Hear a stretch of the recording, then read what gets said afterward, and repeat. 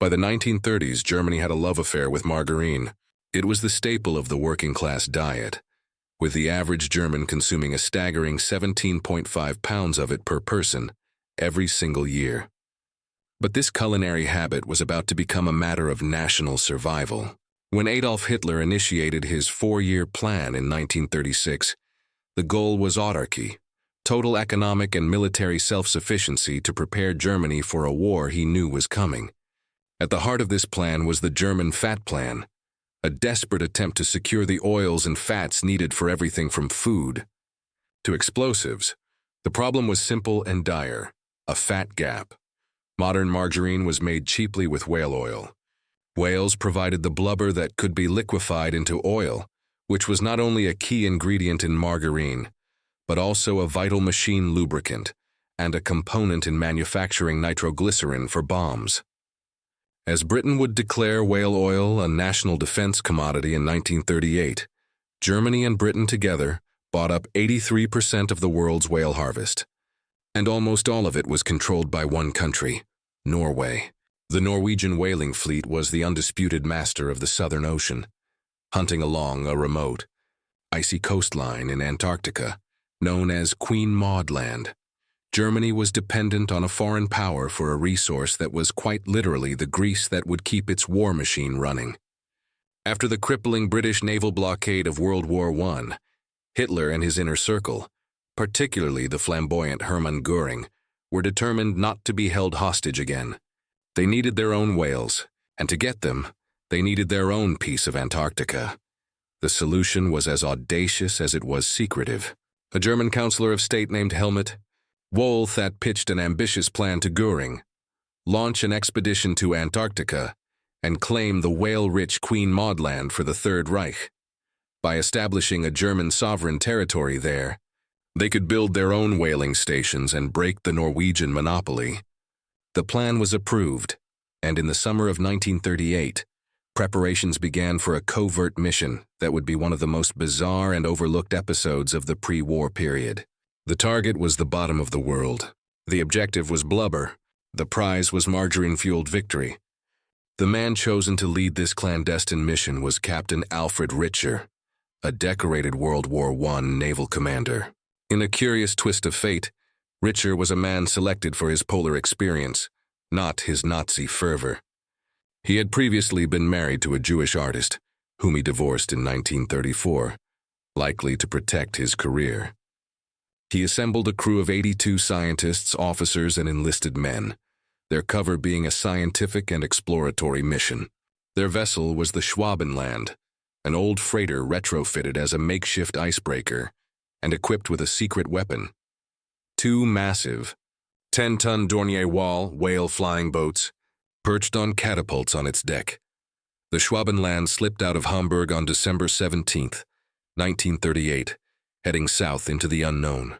Life on board was a strange mix of polar expedition and Nazi indoctrination. A single Nazi official was aboard to ensure party discipline, and on Christmas, he mandated that the entire crew gather to listen to Hitler's radio speech, despite atmospheric disturbances that eventually forced them to switch it off. After a month at sea, they reached the treacherous ice-bound coast of Queen Maud Land. This was their moment. But just one day before the Schwabenland arrived, on January 14, 1939, Norway had formally claimed Queen Maud Land by royal proclamation. The German expedition was, in a diplomatic sense, already obsolete. But they had come too far to turn back. The Schwabenland's mission now hinged on its aircraft. The 2 Dornier flying boats were catapulted into the air, beginning one of the most extensive aerial surveys of Antarctica ever attempted at the time. They flew grid patterns over the vast, unmapped interior, their cameras snapping thousands of photographs. They discovered new mountain ranges and increased the known size of the continent by a remarkable 16%, an area larger than Germany itself. But this wasn't just science. This was a land grab. To cement their claim, the planes were loaded with hundreds of 4.5-foot darts, inscribed with the Nazi swastika. These were to be dropped like metallic spears to plunge into the ice below and mark the territory as Neu-Schwabenland, or New Swabia, named for their ship. The mission was not without its hiccups. On one flight, running low on fuel, the crew was forced to jettison weight. Among the items thrown overboard were boxes of these very swastika-marked darts, which were never recovered, lost forever to the Antarctic ice. It was a fittingly futile gesture for a claim that no other nation would ever recognize. The Schwabenland began its long journey home on February 5, 1939. They had mapped a frozen wilderness, but they had failed to secure their whale oil. The fat gap remained. But their story was not quite over, for the science they conducted would have an unexpected legacy, and the idea of turning nature itself into a weapon would soon be taken up by other nations, in ways the Nazis could never have imagined. As the Schwabenland returned to a Europe on the brink of war, the Nazi dream of a whaling empire in Antarctica quickly faded. The outbreak of World War II just months later meant that much of the expedition's scientific data was either lost during the conflict or locked away until it was finally published in 1958. The Grand German Fat Plan ultimately fizzled. Margarine was deemed too difficult to police under rationing, and the Nazi regime never mounted another Antarctic expedition. But the concept of harnessing the ocean's creatures for warfare did not die with the Third Reich. It was simply inherited and perfected by a new set of superpowers in the ensuing Cold War.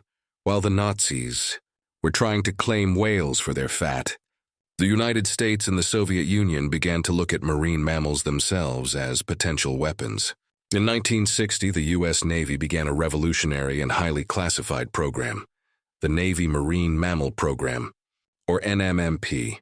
The initial goal was to study the hydrodynamics of dolphins to improve torpedo and submarine design. But scientists quickly realized that the animal's natural abilities were far more valuable than any machine they could build. They discovered that bottlenose dolphins possessed a biological sonar, or echolocation, so advanced it could detect objects on the seafloor with an accuracy that dwarfed human technology.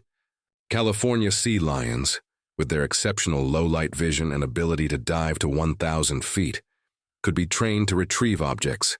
The Navy tested more than 19 species, including sharks and even birds, but ultimately found dolphins and sea lions to be the perfect underwater operatives. The program, headquartered in San Diego, became a cornerstone of Cold War naval strategy.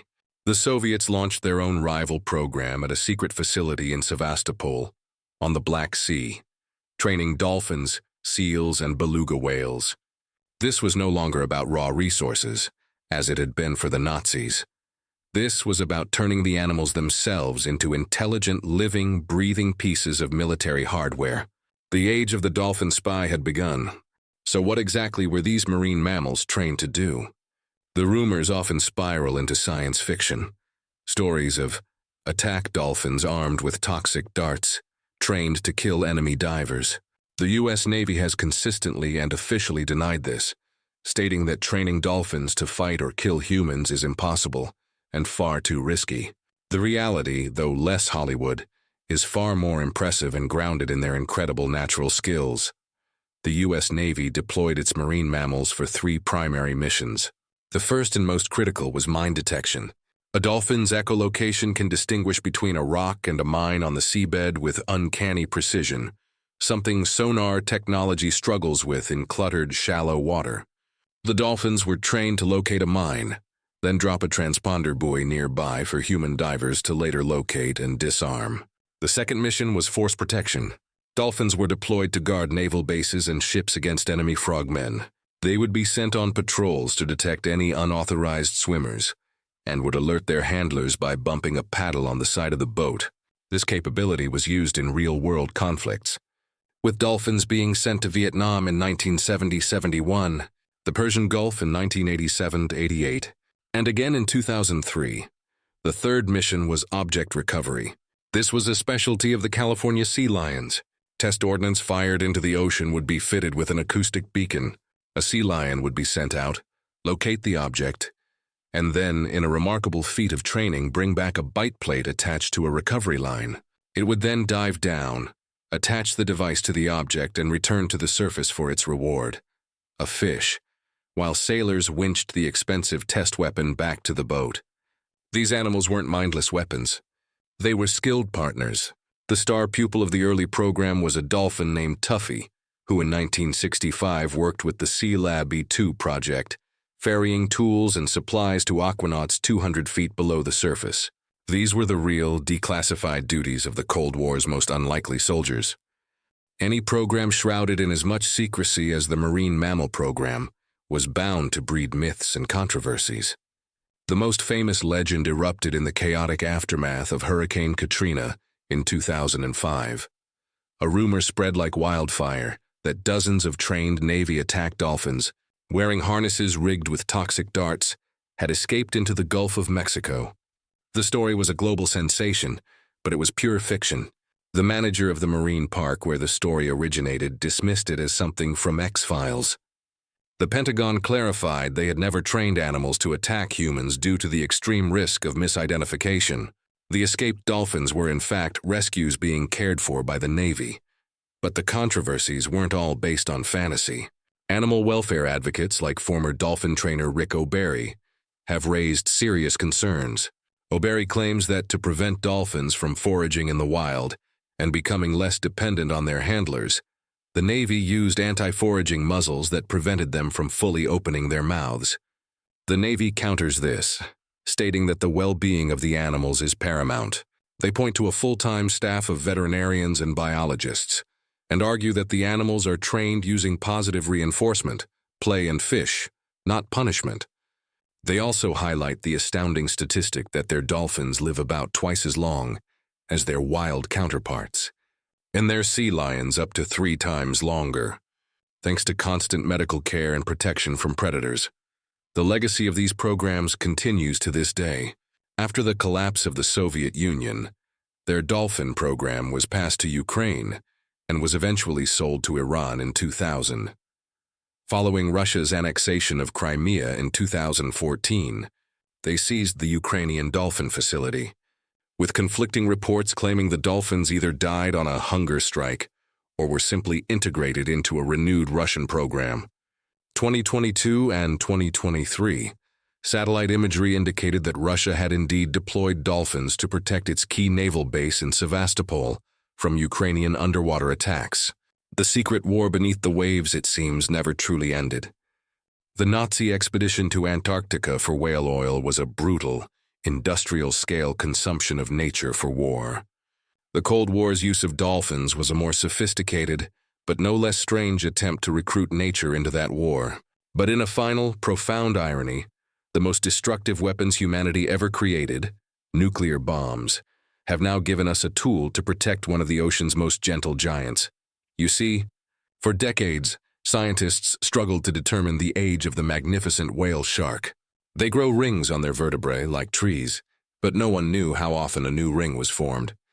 The solution came from the Cold War. The atmospheric nuclear tests of the 1950s and 60s released a unique radioactive signature, a spike in an isotope called carbon-14. This pulse washed into the oceans and was absorbed by every living creature. It left a permanent, datable mark in the vertebrae of whale sharks that were alive at that time. By analyzing this marker, scientists could finally count the rings accurately. They discovered that whale sharks can live for well over 50 years, possibly up to 150. This knowledge is now critical for conserving this endangered species. It's a strange, poetic full circle.